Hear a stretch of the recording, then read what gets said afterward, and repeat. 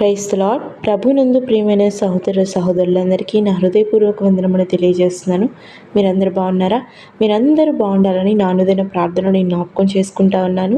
మీ యొక్క ప్రార్థన విన్నపములను కామెంట్ రూపంలో తెలియజేయగలరు. మీ కొరకు నేను అనుదినం తప్పకుండా ప్రార్థిస్తూ ఉన్నాను.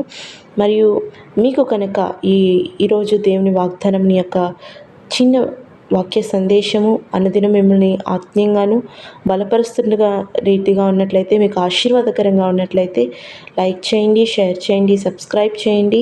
మీరు బలపరచబడిన రీతిగా మీ ఆత్మీయులు కూడా వీడియోని షేర్ చేయవలసిందిగా కోరుతున్నాను. మిమ్మల్ని మీ కుటుంబాన్ని దేవుడు దీవించునుగాక. ఆమేన్. ఈరోజు నీ కొరకు దేవుని వాగ్దానం ప్రకటన గ్రంథము 3వ అధ్యాయము 10వ వచనం. రాబోవు శోధన కాలంలో నేను నిన్ను కాపాడెదను. ఆమేన్. ప్రియ సోదరి, ప్రియ సోదర, దేవుడు ఈరోజు మరొక గొప్ప వాగ్దానంతో మనతో మాట్లాడుతున్నాడు. అదేమిటనగా, రాబోవు శోధన కాలంలో దేవుడు మనల్ని కాపాడతాడంట. అవును, దేవుడు శోధనలు రావు అని, కష్టాలు రావని, శ్రమలు రావని ఎప్పుడు బైబిల్ గ్రంథంలో బోధించలేదు.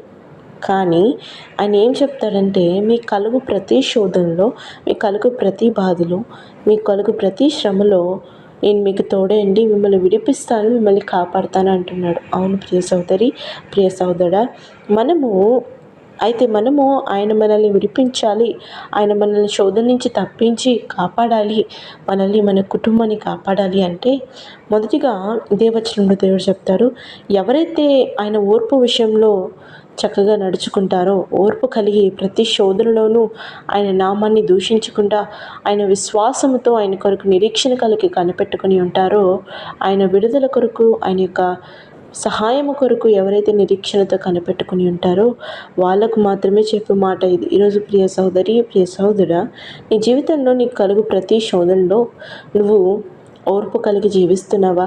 నిరీక్షణతో ఉన్నావా? నీ దేవుడు నిన్ను ఎప్పటికైనా విడిపిస్తాడు, ఎప్పటికైనా నడిపిస్తాడు, ఎప్పటికైనా బలపరిచి స్థిరపరుస్తాడని నువ్వు నమ్మవా?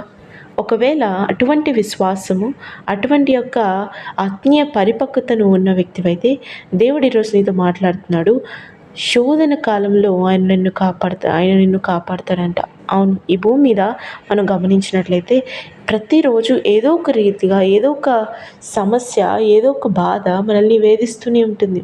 ఏ రూపంలో ఏ సమస్య వస్తుందో తెలియని రోజుల్లో మనం బ్రతుకుతూ ఉన్నాం. ఈరోజు ప్రియ సోదరి, ప్రియ సోదరా, ఎటువంటి శోధనలో నువ్వు ఉన్నావు?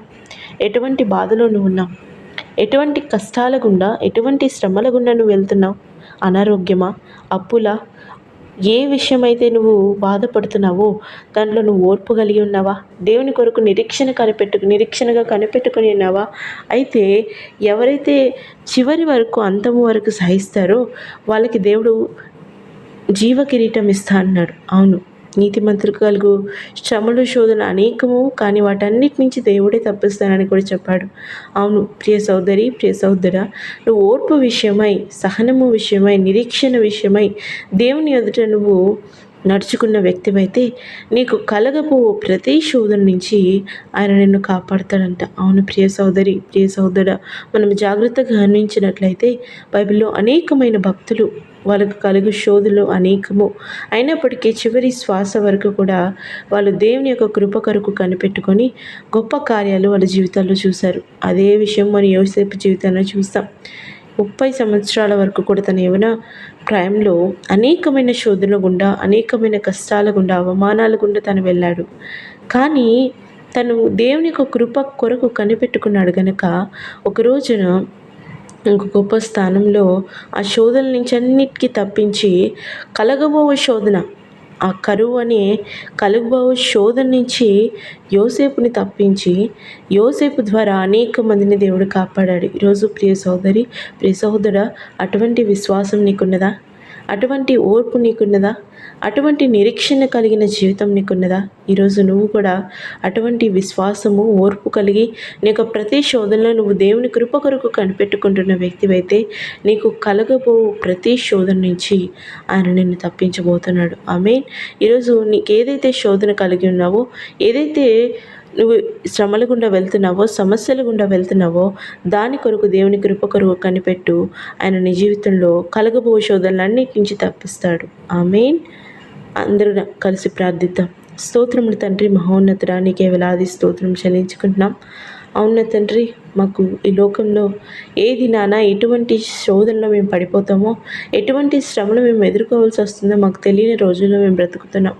అయినప్పటికీ అయ్యా, నీ కృప కొరకు కనిపెట్టుకున్న వారమైతే మాకు కలగబోవు ప్రతి శోధనల నుంచి మీరు తప్పిస్తానని బిడ్డలతో మీరు చేసిన గొప్ప వాగ్దానాన్ని బట్టి వందనములు.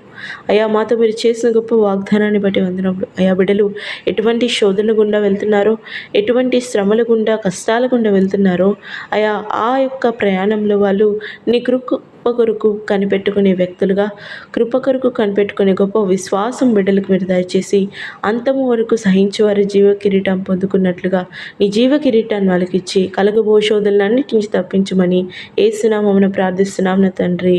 ఆమేన్.